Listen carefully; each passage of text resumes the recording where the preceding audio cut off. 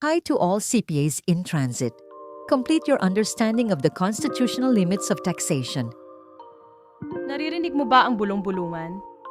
Pare-pareho dapat ang trato ng batas sa ating lahat, period. Ito ang malaking misconception, isang nakasasamang maling akala na nagdudulot ng hinanakit at pagkalito.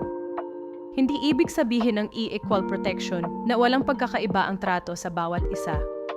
Ang tunay na diwa nito ay nasa katarungan. Kaya ano nga ba ang kapangyarihan ng equal protection of the laws? Ito ay isang sagradong pananggalang mula sa ating Bill of Rights, Artikulo 3, Section 1 ng ating konstitusyon.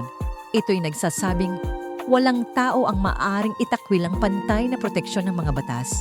Hindi ito tungkol sa ganap na pagkakapantay-pantay, kundi sa pagiging patas at sa pagpigil sa di makatwirang diskriminasyon.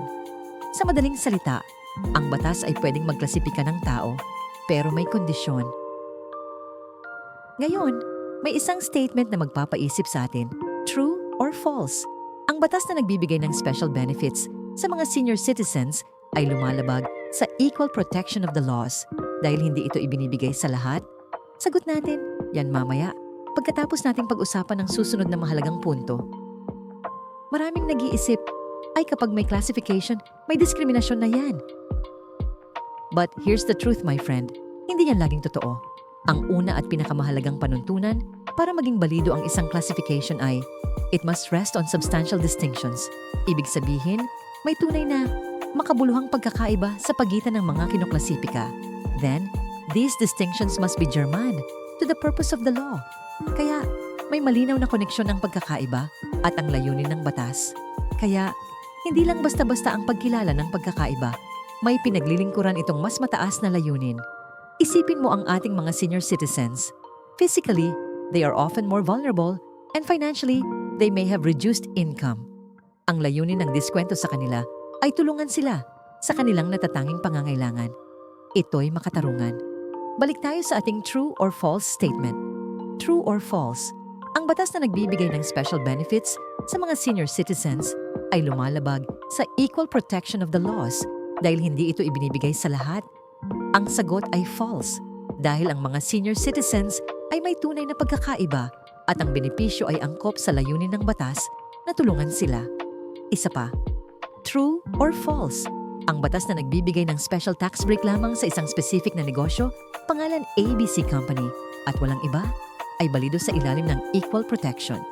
Hintayin natin ang sagot. Ang ilan ay naniniwala na ang batas ay parang bato, para lang sa kasalukuyang sitwasyon. But the third golden rule is, it must not be limited to existing conditions only. Ibig sabihin, dapat ito ay may kakayahang umangkop sa hinaharap, maliban kung ang problema mismo ay pansamantala lang. Then, the fourth, at pantay na mahalaga, it must apply equally to all members of the same class.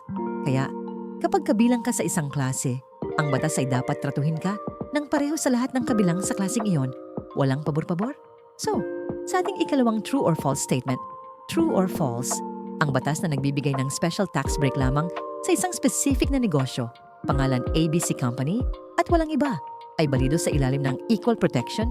Ang sagot ay isang matunog na false.